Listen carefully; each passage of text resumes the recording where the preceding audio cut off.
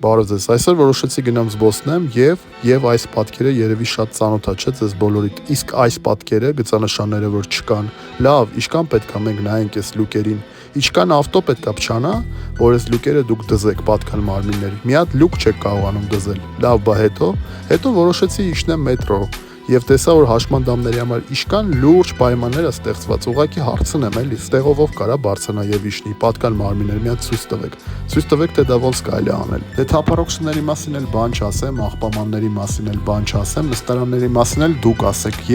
եւ սա մեր քաղաքի սրտում, հանրապետության հրապարակում, մեր սիրելի քաղաքի հատվածում այսպիսի արցան գունաթափ Հայաստանի դրոշով, բախի չեք ներկում դրոշը, այդքան խոսում եք դրոշի մասին։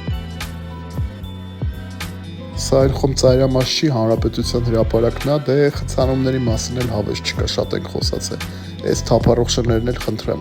Բա հետո ուզեցա իջնեմ մետրո եւ նորից տեխնոլոգիաներ հաշմանդամների համար։ Եվ մեկը թող գա պատկան մարմիններից ցույց տա, ոնց կարող եք Ալյասկայով ծնողը իջնել այստեղ եւ բարձրանալ, հաշմանդամություն ունեցող մարդիկ իջնեն եւ բարձրանան։ Լավ, այդ ֆոկուսը ոնց կարելի է անել։ Ասեք մարդիկ իմանան ու անեն։ Լավ, այս սարքողը մտածել է սարքելուց առաջ։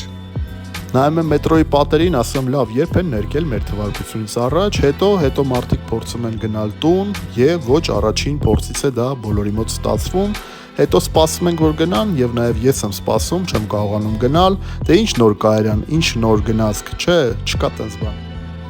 Դե երրորդ փորձից ես էլ մնացածներն էլ գնացինք։ Եվ սա Երևանի կենտրոնն է, բաժանորդագրվեք իմեջին։